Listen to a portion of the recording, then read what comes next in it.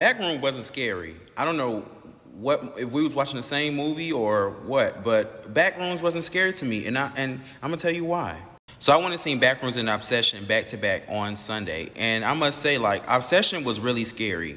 Well, I wouldn't say it's really scary, but it had more moments in it for it to be, more like this, instead of, really being scared. I wasn't really scared.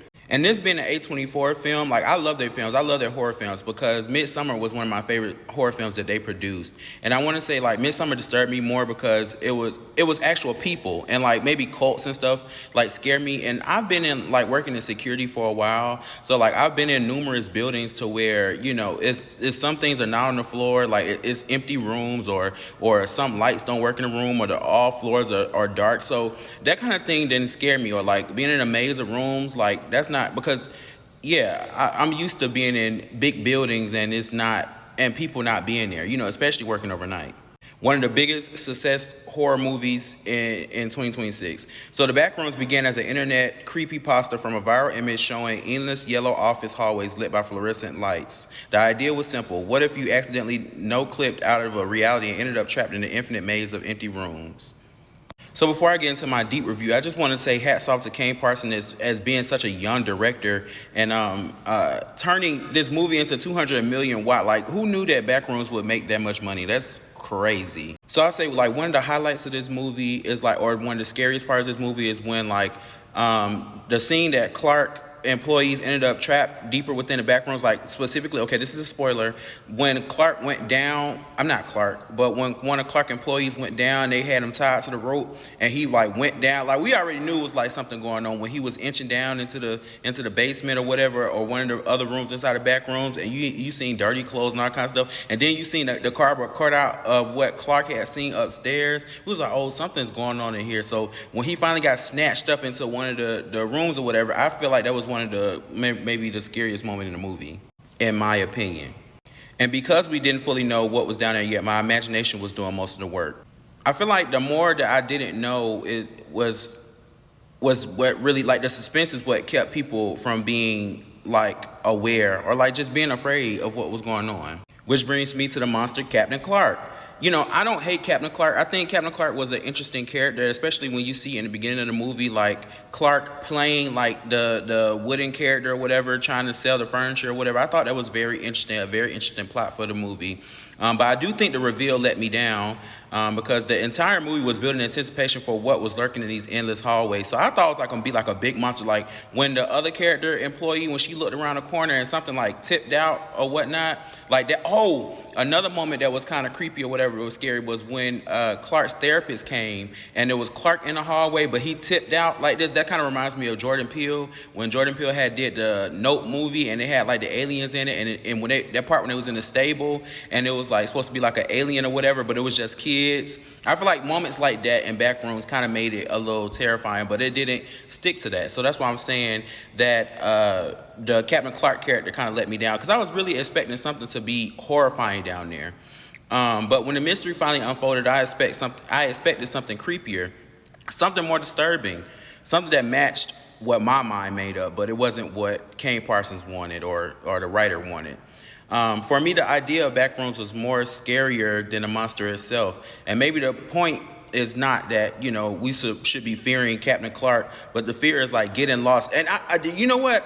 I did think about it the whole time. It was like, how did he know his way back, or how did he draw, his way back? And I felt like that was my most feared moment in the movie, is like not knowing, like, my place when I left the actual store and went in. How the hell would I get back? And it seemed like Clark was going every single night, kept going back and forth, trying to find his way through the back rooms. But I think this movie is more focusing on the fear of getting lost, the fear of isolation, and the fear of never finding your way back, and like losing yourself mentally. And I feel like that's another aspect of the movie that they were really trying to drill in. Like, one of the biggest monsters that we have is like our brain itself, like what we're thinking. And I think that's what Clark's therapist was trying to tell me at the same time. Like, when she was trying to tell him about, it's not about what your girlfriend is doing or his wife. It's not about what your wife is saying about you. It's about who you really are and accepting who you are, and if you're willing to change it or not. And why I compare Midsummer and Backrooms together is because I do think that Midsummer was more scary because it was actual people. You get what I'm saying? And Backrooms kind of depended on, in my opinion, depended on your imagination for you to be scared. You get what I'm saying? Because it's people all the time. I can reference that SpongeBob scene when SpongeBob was in that padded room and he was just nodding back. No, it was Mrs. Puff that was nodding back and forth, or SpongeBob was inside his pineapple and he was just nodding back and forth. So I'm not saying that Midsommar was a better movie than Backrooms, because they all barely had monsters. The people were the horror, the manipulation was the horror, the cult was the horror. Backrooms is a different kind of experience. It's more about the atmosphere, the mystery, and the feeling of being trapped in a place that shouldn't exist. You get what I'm saying? Because if I came up to a place, and Clark is bold, because if I went into a place and I put my hand through a wall and I could phase through and phase out, that would be the last day I ever work at that store. I don't know. Clark was in some trenches, especially sleeping in the furniture store. But I understand the suspense and why people love it. You get what I'm saying? Because it's something new, it's something fresh, and it started with somebody who was a YouTuber.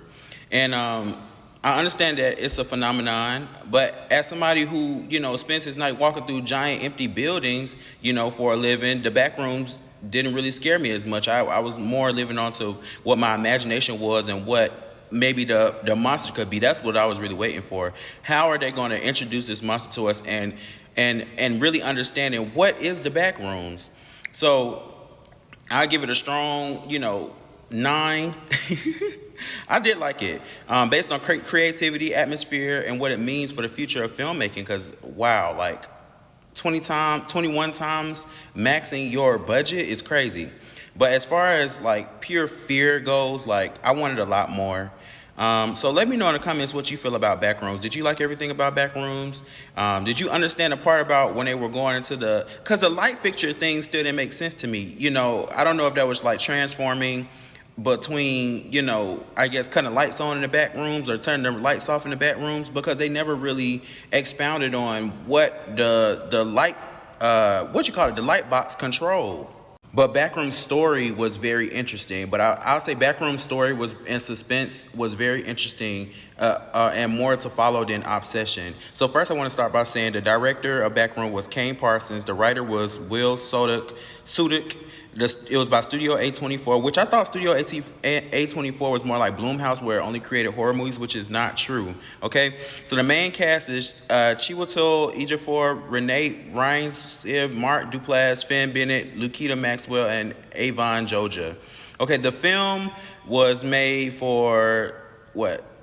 It was made $10 million, and then now it's approximately making $213 million, 21 times its production budget, which is crazy. So let me know in the comments below, did the Backrooms actually scare you, or was the idea of the Backrooms scarier than anything the movie showed?